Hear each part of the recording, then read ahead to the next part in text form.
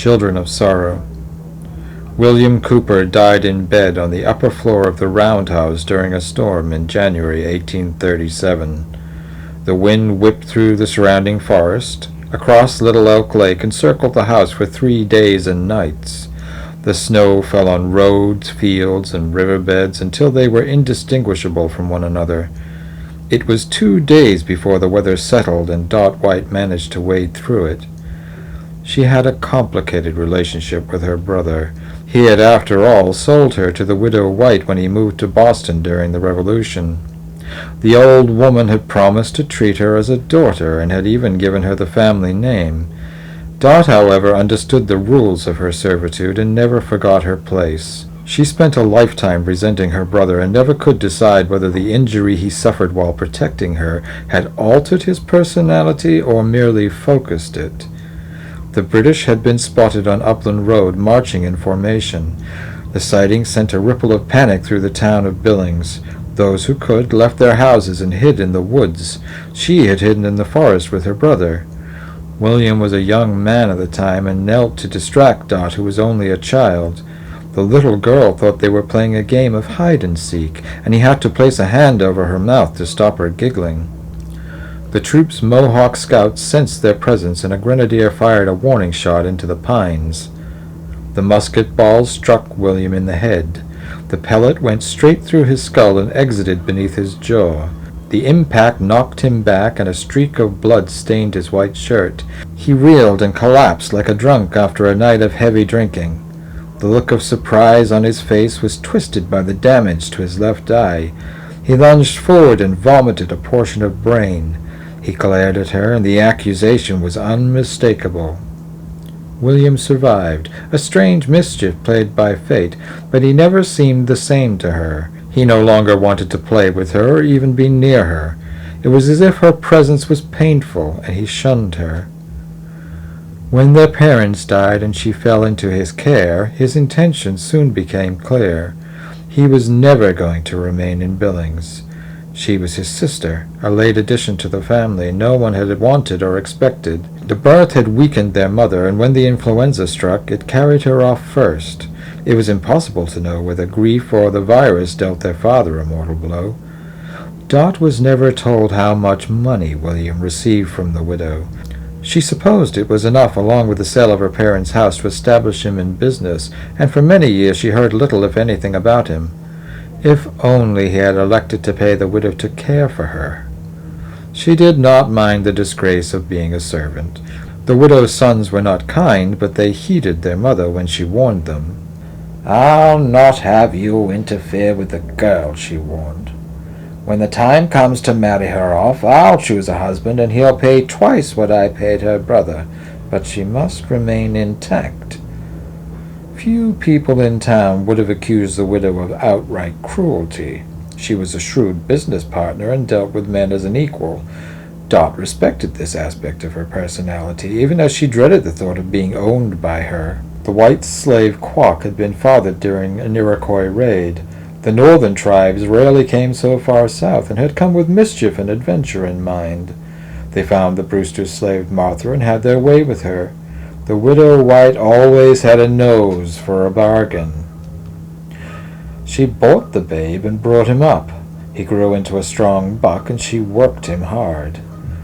Dot thought he was handsome, and often spent time with him as they were forced to sleep in the barn together. Of course, Dot slept on hay in the loft and was allowed indoors when winter set in, whereas Quock was kept outside regardless of the weather. He was closer to the animals than he was to any person. He never made conversation with Dot or with anyone else beyond acknowledging his instructions for the day. He had learned the consequence of idleness and a job half finished. The widow looked frail when she wanted to, but always found the strength to flog. She used the birch on Dot, but had a bullwhip for Quock. She once tied him to a tree and flayed him so he could not work for over a week. Dot tended his wounds and sang him lullabies. The tenderness she felt did not go unnoticed. The widow's ever-vigilant sons knew the risks to their servant's pedigree. She was to be sold into marriage and must remain a virgin. Although there was nothing romantic between them, the widow's soul quaked to a gentleman from Virginia. The poor soul was tied to the back of a wagon in chains, and she never saw him again. Thoughts of his fate plagued her.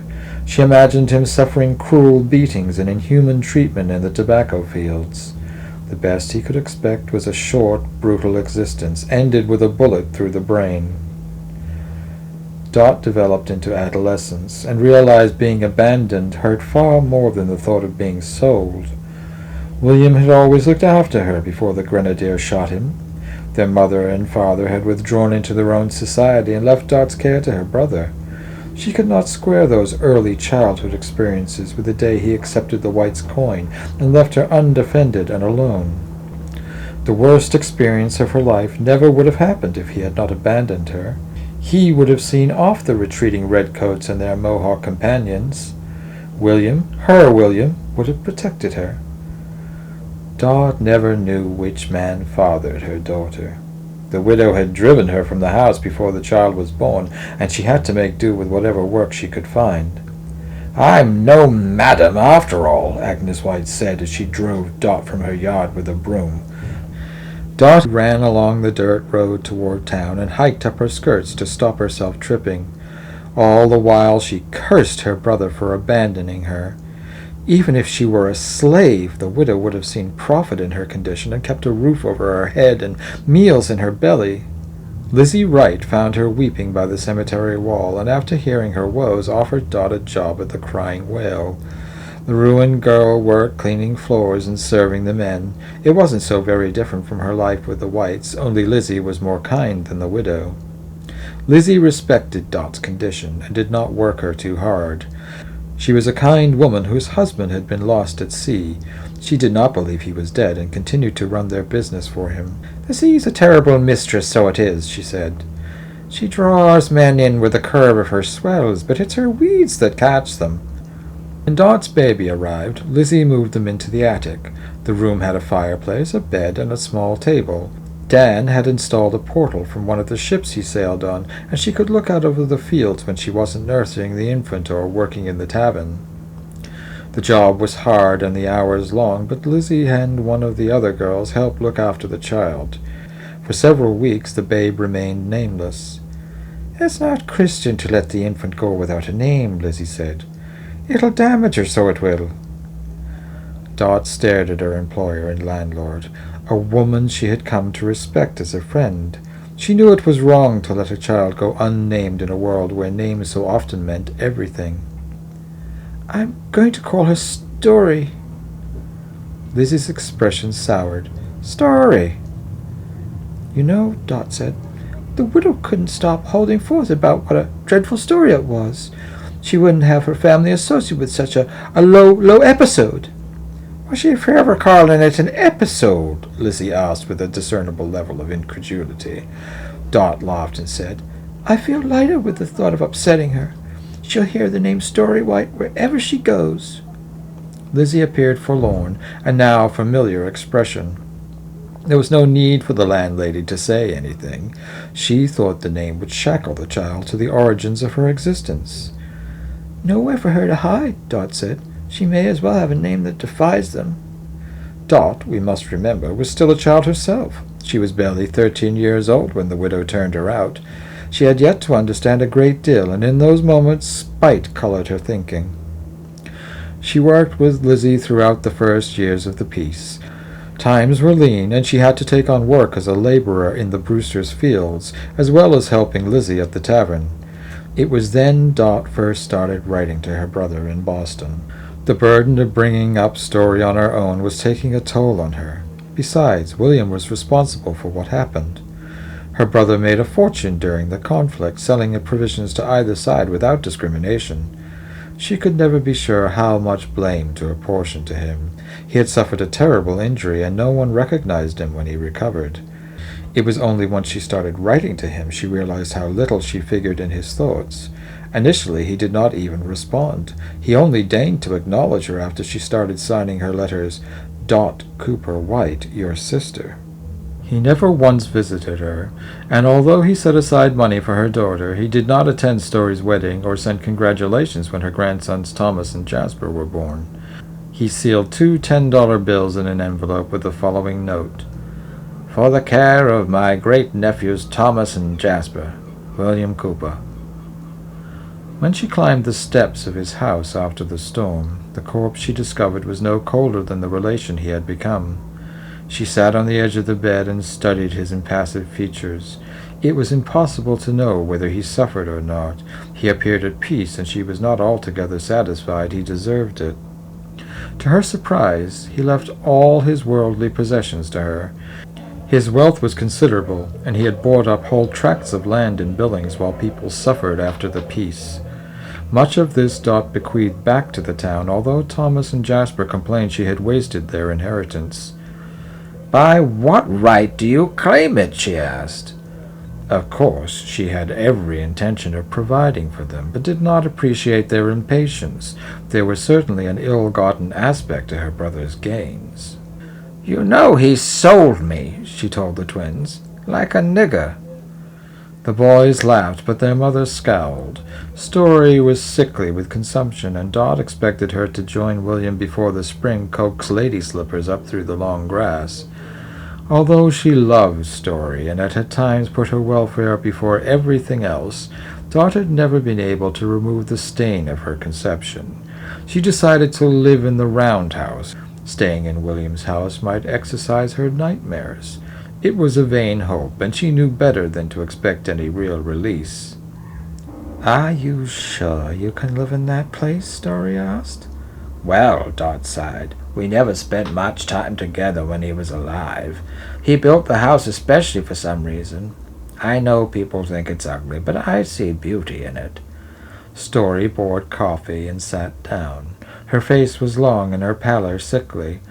Dark shadows hid the color of her eyes, and her lips were dry. She always had a lace handkerchief at the ready should she succumb to a coughing fit.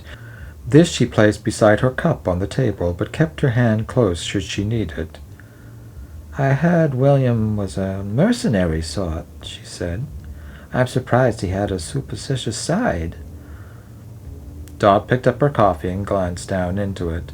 The reflective surface offered her a glimpse of a woman who had never been loved. The regret she saw on those ancient features could not be dispersed by the thoughts of a happy childhood. The only happiness she had ever known had been with her brother, the lad who protected her even to his own ruin. "I think all men who travel the wrong road develop their own peculiar superstition," she said. "He thought ghosts could hide in dark corners, but in truth they stand in broad daylight. You just have to open your eyes to see them." Story reached across the table, but thought better of taking her mother's hand. The women had never been comfortable companions. Dot regretted the distance she maintained, the reluctance to reach out and touch her daughter. She could still feel the rapist's hands and see those who abused her. They might perhaps have been attractive in other circumstances, especially the officer. "I expect I'm not much different," she sighed. "I'm a silly old woman, but I thought perhaps being there I might find peace." She settled into the roundhouse at the beginning of February, and only managed to stay one night beneath its gaze.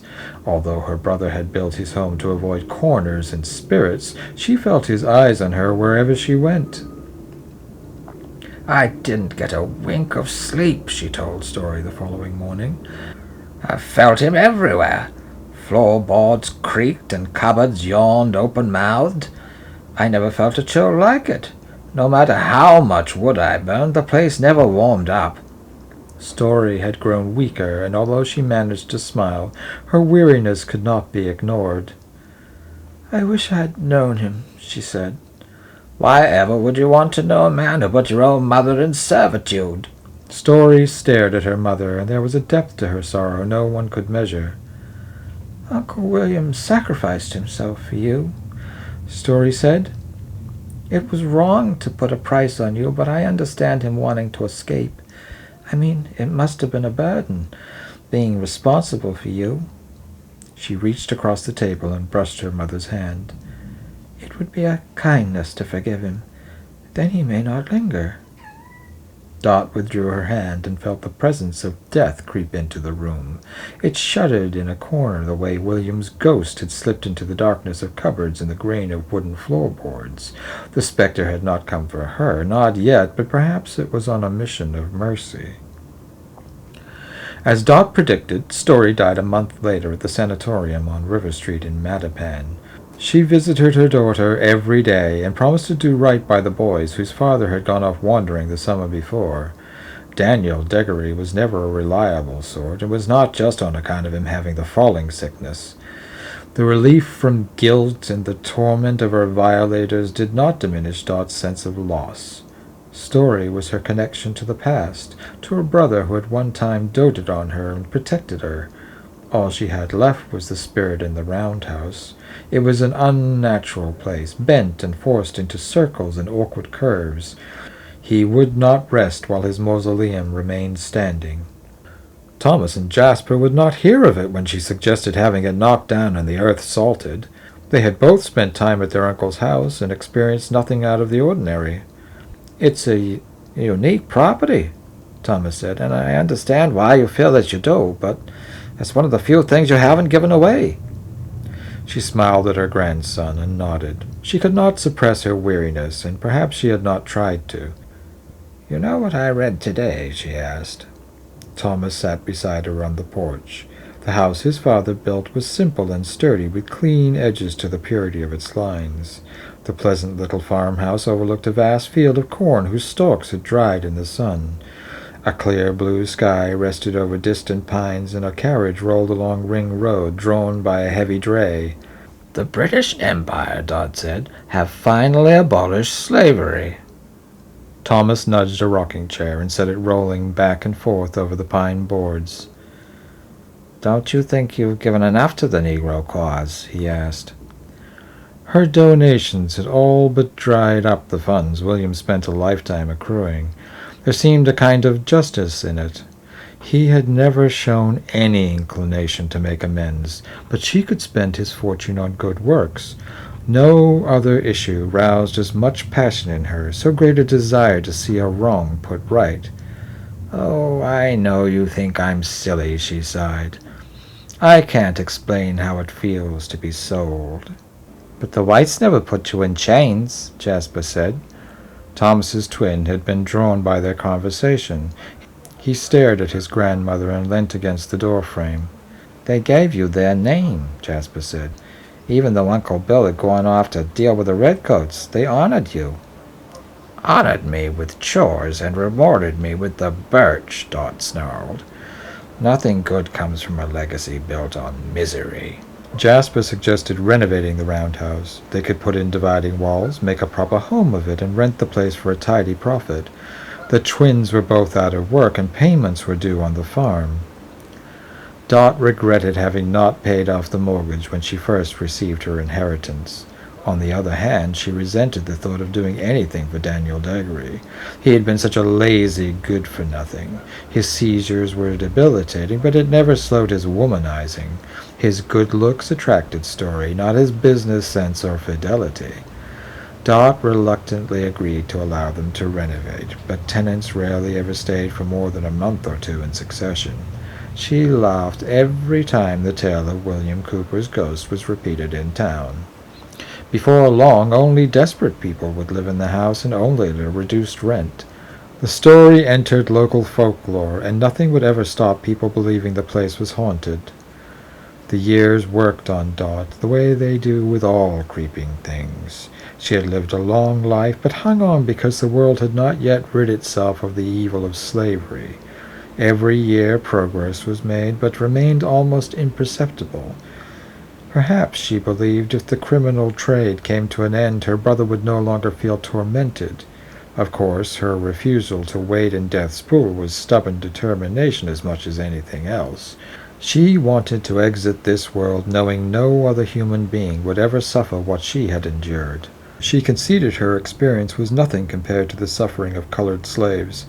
Those who arrived in shackles from Africa were sold into hellish conditions, forced to work until their bones went to powder and their masters put them down. She had been chastised with a birch, but no one had sold her daughter. She had not been auctioned once her pedigree was spoiled. Not even the widow would treat a white girl so wickedly. Seeing an end to this crime against God kept Dot alive beyond her natural span. She sometimes argued she remained in a state of slavery because she had never been emancipated. Her value had diminished, and she had been discarded by the widow, who could no longer turn a profit on her. Thomas was perhaps half an inch taller than his brother and a little thinner around the waist. Otherwise they were identical. They could sit on the porch and comb each other's hair as if looking into a mirror. They inherited some of their father's looks, but not enough to entice the ladies. They were in their mid-30s, and neither one had married or even courted in earnest. They doted on their grandmother, and although they were as bigoted as most people, they respected her desire to see an end to slavery.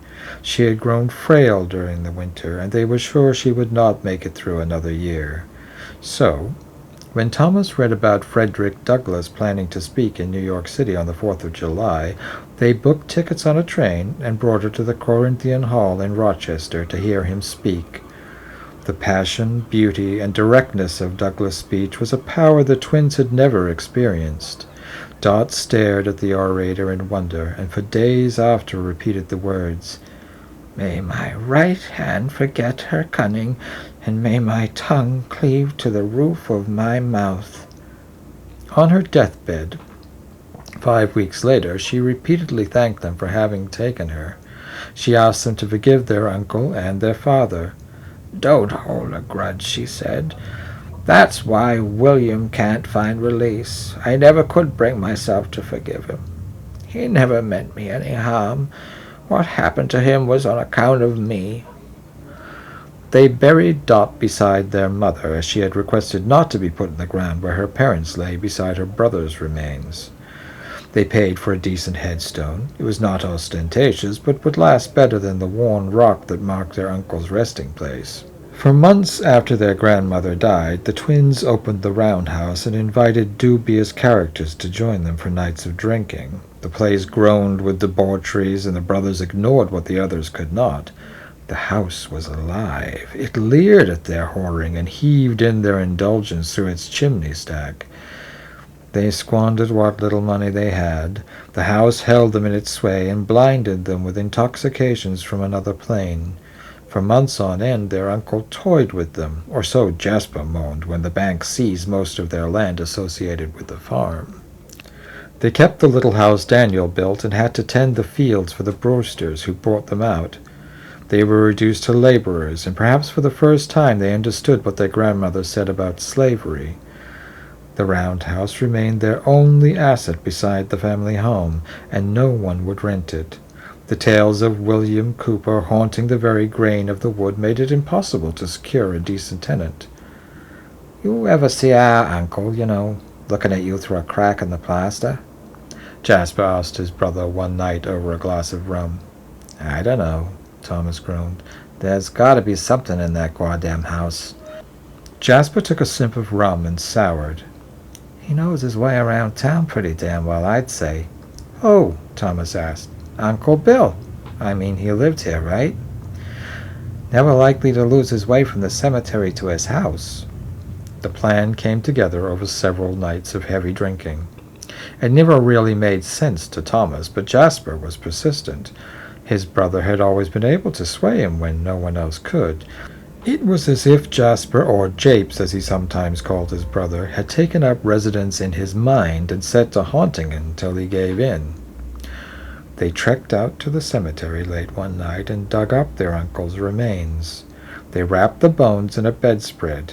In their rum-fueled stupor, they believed the plan sound and had taken all necessary measures to secure success. Their cow Precious had broken her chain, and they had to buy a new harness to stop her wandering. They figured the old chain might similarly slow their uncle's roving spirit. They wrapped the carpet with the heavy links of steel and secured them with a sturdy lock. This would keep the bundle together and weigh it down. They had taken care when disinterring the body to ensure they could replace the sod and obscure any sign of disturbance. A few days and the grass would knit together and cover the traces.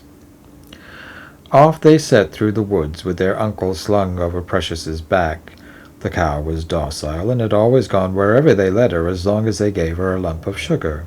Out she trotted to the roundhouse and Little Elk Lake.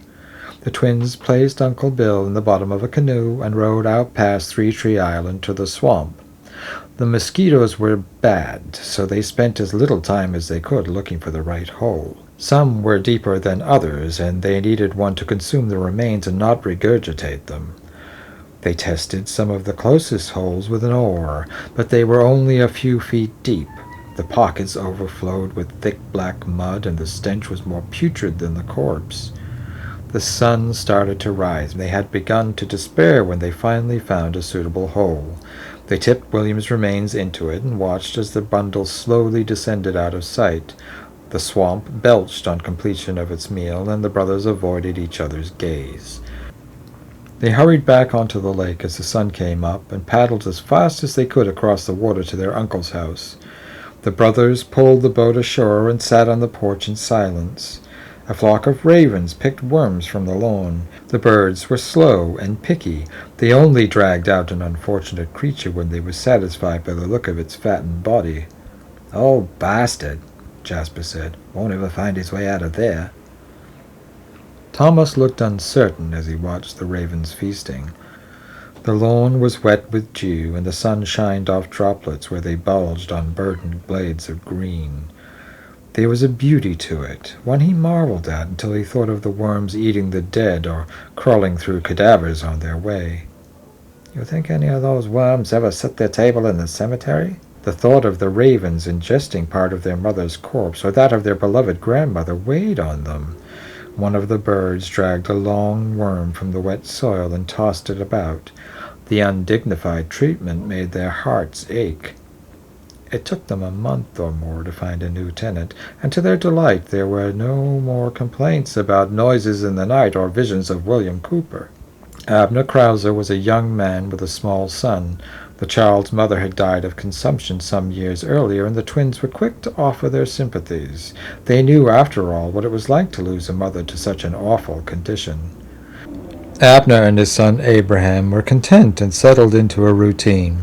The brothers visited weekly to check in on them. The situation was so stable the twins began to regret having lowered the rent. A year passed, during which Thomas started courting a woman from Pembroke. He met her when he went to buy grain for Mr. Brewster. Her father owned the granary, but she ran the operation. Her name was Harriet, and she liked the look of him. Even Thomas could not fail to notice. After years of bedding whores and women who looked at him as damaged goods, he was delighted when she deigned to hold hands with him. Her father, however, was less impressed with a man in his 40s who had lost his farm and had to work for Edgar Brewster. The old man was frank and told him to improve his prospects or stop visiting his daughter. "I can't have you bringing my Harriet into disrepute," John Evers complained. "She's never known hardship. She works long hours and keeps a tight ship, and I won't have her dragged down even if you do make her heart flutter." Thomas blushed when he thought of her expressing it in those terms. Her father was a capable man who had elected to withdraw to allow his daughter a chance to prove herself in business. He was a man of his time and thought women ought to know their place, but when it came to Harriet, he had to concede no kitchen could contain her. She was made to run the shop, to keep the books and manage the stock. If Thomas was to win her father's good opinion, he would need to have prospects. He was no good with business, and recalled her mentioning how her father had invested in stock. She made it sound easy, and he wondered if it wasn't something he and Jasper could do. The twins had a small amount of money left over from the sale of their land, and the roundhouse was turning a profit. He approached Jasper and suggested they buy stocks in the railway, but his brother was a reluctant prospector. He suggested they look to buy more property, perhaps in Boston, and rent it out as they had done successfully with the roundhouse. Although Thomas credited himself with being the more sensible of the brothers, he welcomed Jasper's idea, and they set about finding real estate. Old man Evans was not only satisfied with the plan, he agreed to invest in it. He allowed Thomas to continue courting his daughter, and sped along the wedding preparations when rumors began to circulate about her being a fertile sort. Sales had gone through, investments had been made, and everything was on plan when Jasper first heard the rocking chair roll back and forth on the porch.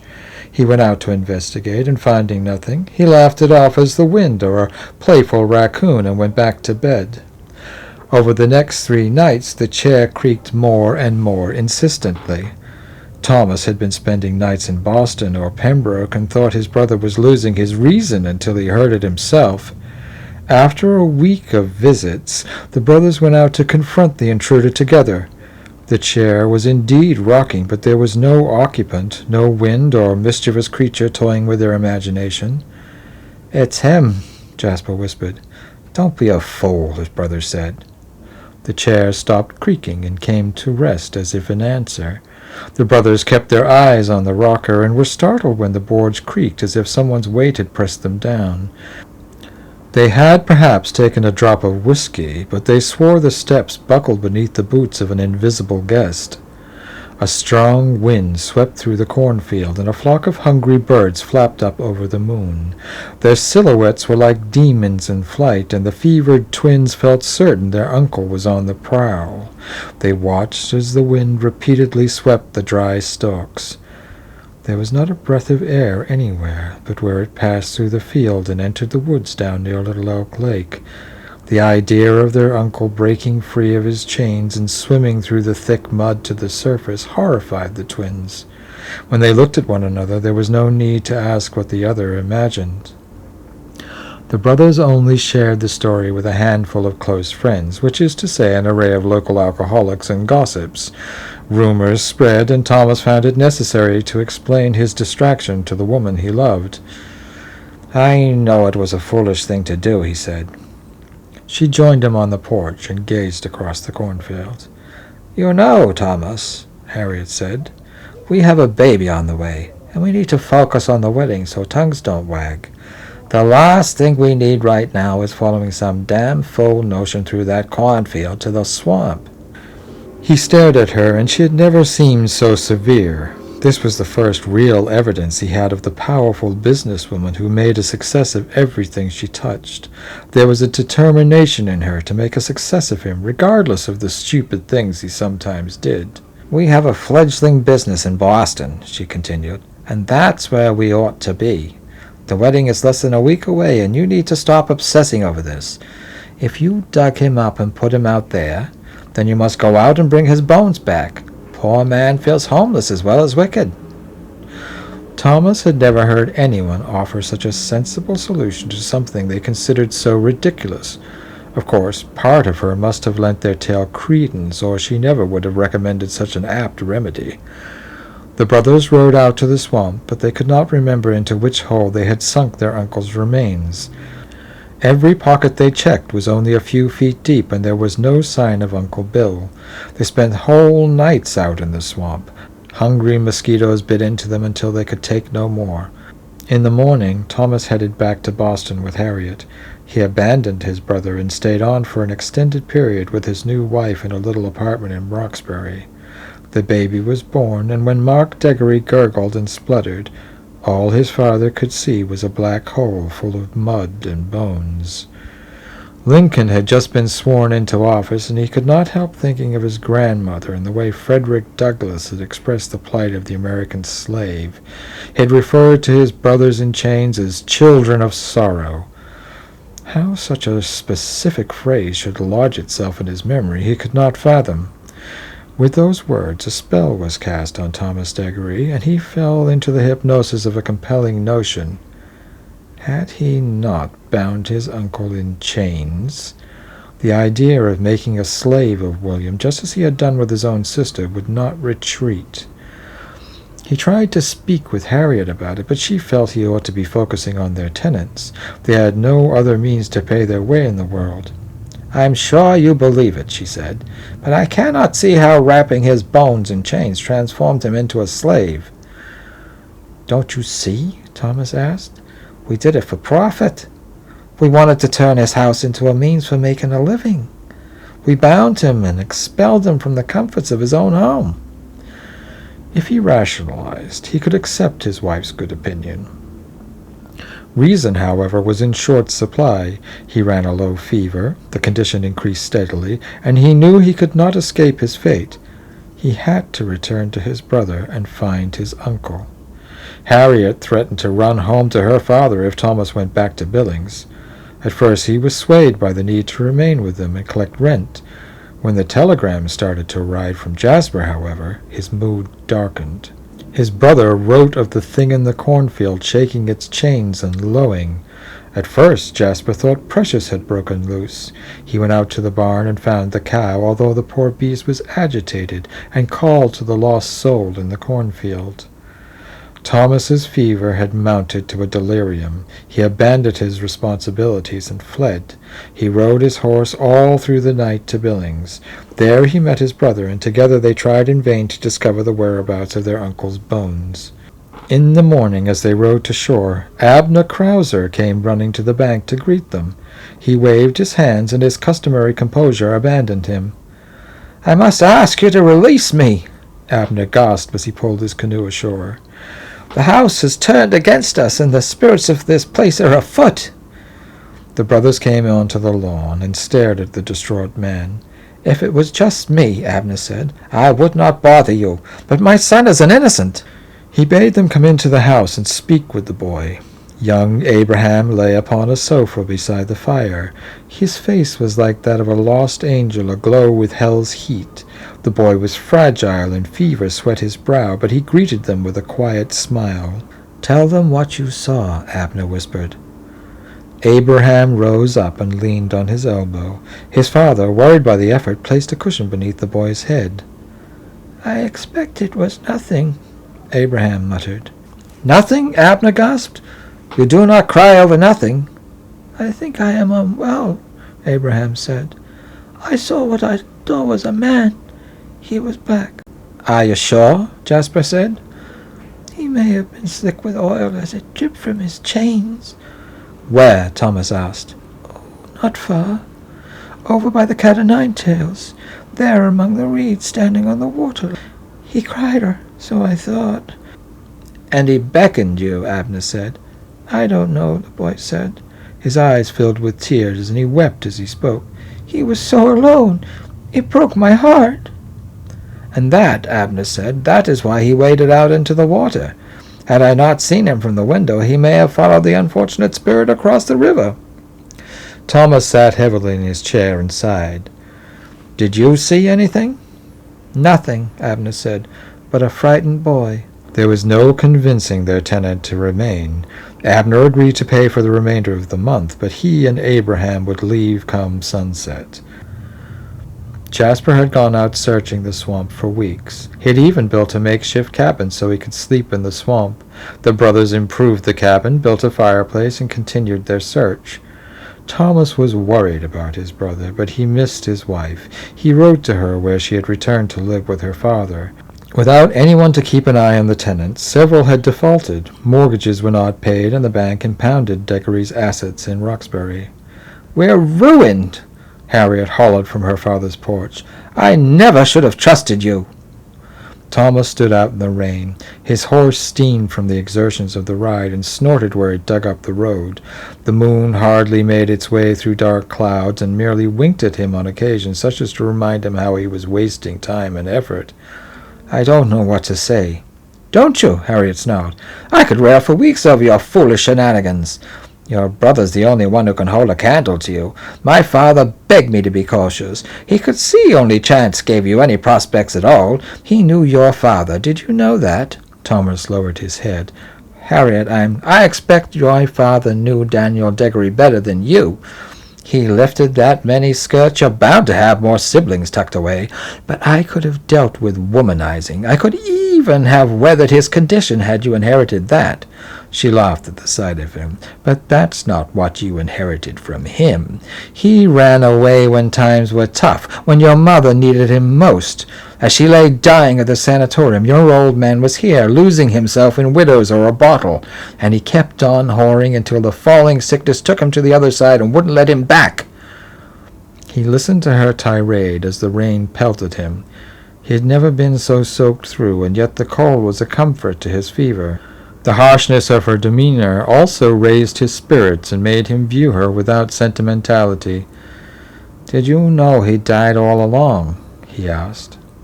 Her eyes flashed in answer, and he managed a silent laugh. It was an empty, breathless sound, but it made him feel better. Thomas looked up, cognizant of it being the last time he would ever see his wife. She held the child pressed to her bosom, and her father raised his fists behind her. Thomas got on his horse and rode back to Billings. A fierce wind bit into the cloud and tore holes in it. These dark pits in the heavens bore witness to his retreat. The sun came up as he crossed the town line, a ball of fire no less bound to its place than a man bent on escaping his fate. Its warmth dried his rain-drenched clothes and welcomed him home. There was no sign of Jasper at the house, but he knew where his brother would be. He left his horse to rest and trekked through the forest to the roundhouse. Abner's skiff remained upside down on the shore where he left it. He pushed the boat out onto the water and rowed across Little Elk Lake. It was a still, quiet morning, and nature seemed to whisper sweet reluctance and grace. The sun was hot on his neck, and the boat moved with ease.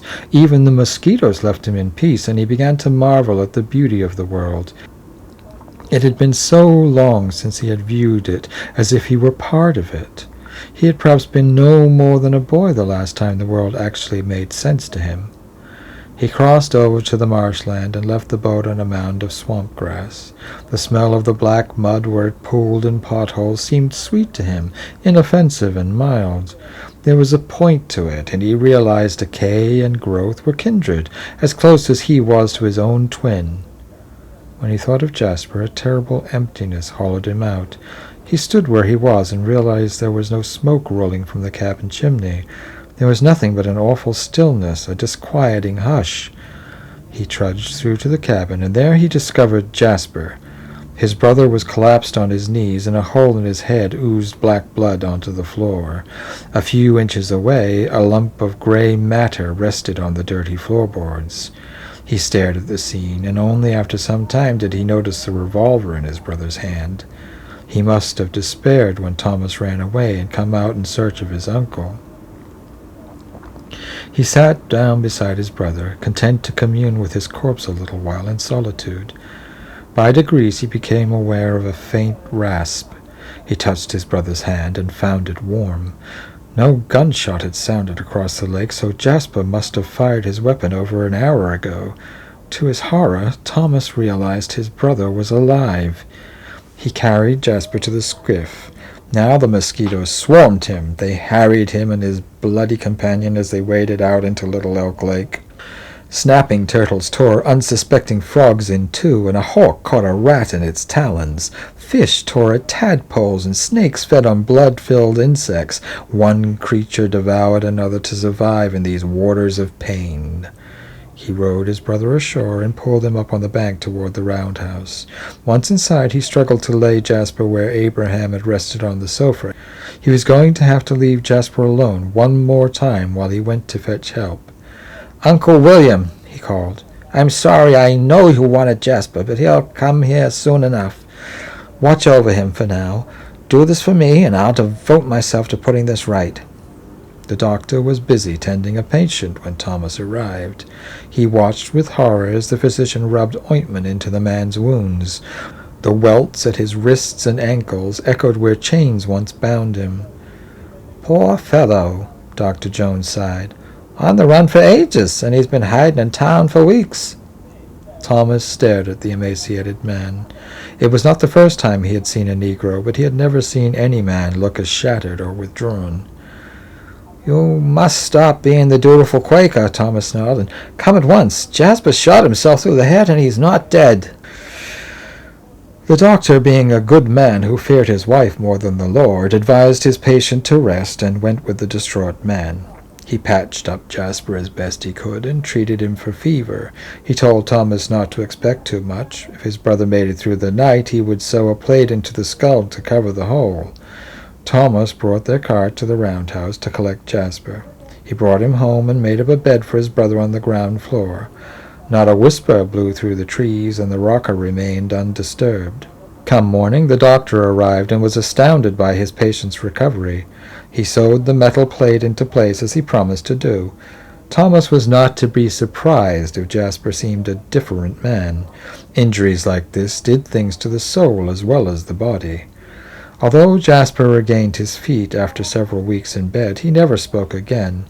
He was of no use to anyone, and Thomas remained with him, tending the farm for the Brewsters and struggling to find tenants for the roundhouse.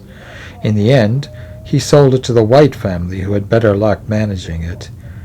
He never felt comfortable after the sale went through. He had reneged yet again on a promise. His uncle was lonely, and his one chore had been to discover the right tenant. There was a desire in the roundhouse, a spirit in need of comfort. Had he been able to manage this properly, he would have slept well at night. As it was, he had failed, lost the property, and left his uncle in chains.